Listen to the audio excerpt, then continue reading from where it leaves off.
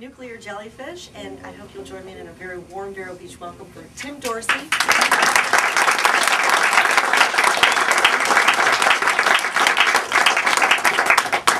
Thank you very much, and as you said, this is my 12th visit, and I really appreciate all the familiar faces I see year after year.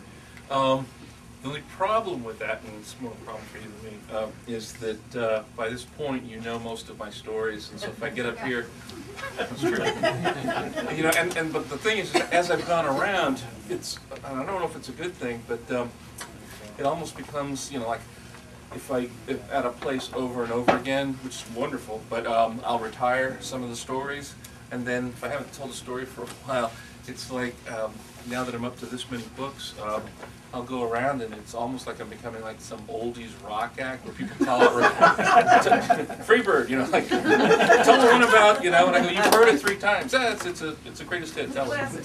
So, but I'm not going to do that. What I would like to do, and this has worked out really well, especially where I'm so familiar with people, is I like to play off of your questions. And you know, once you get to talking, I'll go all over the place and have trouble shutting me up. But that's what I'd like to start out trying to do.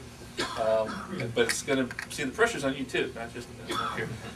So who's brave enough to get up? Bingo. Where does, yeah, I'm sure you've been asked this one many times, but where does Serge come from? Did you know Serge? Somebody like Serge? Does anybody want to answer that for him? You are Serge? I'm actually, except that I'm nonviolent, which, and it was funny. It's funny because the weird thing is that, you know, if somebody says that or whatever, in the audience, then, you know, someone else will say, well, you know, but you look normal, and then I'll say, you know, well, I am normal, and they go, no, we read the books, there's something not right going on, but actually, it has to, a lot of it has to do as far as, you know, it's not really an alter ego, because the whole, I don't want to go too much onto something, you know, serious, but the whole passion for Florida and the whole, you know, well, it's not always serious because I do have kind of an out-of-control souvenir collection, and it started with a series of cigar boxes, and now it's a whole bureau and part of a hutch, and so, but I made a mention, I was reading an interview with Stephen King, and people would say the same thing, you know, like, you must be one real demented, you know, sick puppy for, and he says, well, actually, I'm probably, personally, one of the most, you know, even-keeled, you know, emotionally stable, calm people, you know, because I have a, you know, a constructive, cathartic vent for the stuff that we go. And the thing is, my publisher, at the beginning, they thought my demographic, and if you look on my website and see the audience photos, they missed my demographic completely. They thought it was going to be mainly young males, you know, 18, 24, college, you know, underground, anarchist, counterculture, and it actually is, you know, just solid citizens, pillars of the community, because we're all pissed off too, you know. So, and Serge gets to, you know, take it off, and take it out on these people, and mainly I think it's because the chord that I've struck is that. And I think we all see this happening. It's not, we don't just obey the rules of law. We obey the rules of being neighbors and of common courtesy, which is unfortunately our culture decaying. And the thing about Serge is, you know, I couldn't have a good person spout about this stuff because it'd be shrill and preachy or whatever.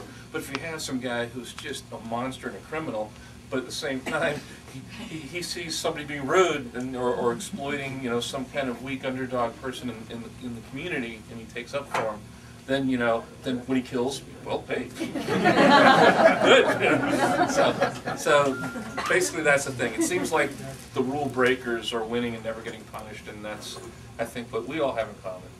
As a matter of fact, I get so many people who, I mean, who really are normal, and they'll say to me, especially I love it when it's like, and some of my best readers are senior citizens, you know, in you know, 70s and 80s, and this one woman who had to be at least 80, 85, raised her hand, and she said, she goes, yeah, I want to do exactly what Serge does. I just want to don't want to go to jail. Those are my peeps. I east over to Cape Canaveral area, to Cocoa Beach. I had Cocoa Beach and Merritt Island signing, and then I turned on TV, and as I was driving out of Orlando over to the Space Coast, coming in behind me from Houston, driving nonstop until the Orlando airport, was the astronaut, right? So get out my notebook, and it's not a spoiler because it's early in this book, but so Serge, at the beginning of the book, Serge is Coleman there in the car, and Serge keeps flipping down his sun visor, and he's got this little photograph held up with rubber bands, and he just keeps staring up at it, starry-eyed, and keeps flipping it, and Coleman says, what's the deal? You keep looking at that photo, constantly, and he goes, I think I'm in love for the first time in my life. And Coleman says, yeah, but that's just that loopy astronaut that drove all night in diapers. I mean, what's so special about her? And Serge goes, that chick's focused. And it was a Friday night, and it was a place. It's called the Bookmark. It's on Atlantic Beach, if you know, Roanoke. And great independent store. And you should support all your independent stores.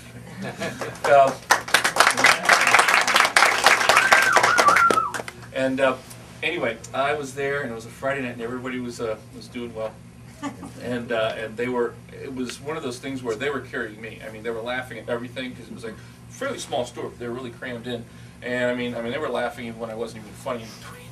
But I'm going along, and as you're a public speaker, you're sweeping and making eye contact, and right in the middle of my focal anchor, right in the middle of the back row, there were 4 people sitting all together, and it's like they say in comedy, it was like a Rembrandt, it was just an oil painting, just still life. They weren't laughing, they weren't making any facial expressions, they were just frozen, nothing. And so I try to, win them over. So I'm kind of looking at them a little more, and nothing I'm doing is working. It's just, just Mount Rushmore, But I felt, if you know book selling, Cynthia, that you're never going to win over everybody.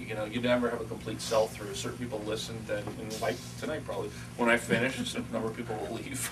And so I figured, well, okay, I'm not going to grab them, but what a great crowd. And be thankful for what you've got, because this is a super turnout and a very receptive audience. So, in signing time, the line's moving along, going doing all the books. Got about halfway through, and I look. Those 4 people from the back are all in line, and they're coming. Not only that, they each have like 2 or 3 books each. And I'm like, what's up with that? Because I could have sworn I would have lost them. So they're coming up, and so I'm curious as heck. I got to ask, but I'm going to be coy about it. So the first woman comes up, and I open her book and I start to sign. I said, so did you enjoy yourself tonight? And she says, oh yes, very much so. Very entertaining presentation. And should have left well enough alone. I said, well, if you don't mind me asking, none of you were laughing at anything I said, all night long. And she said, oh, that's okay. We're psychiatrists. We came to observe you.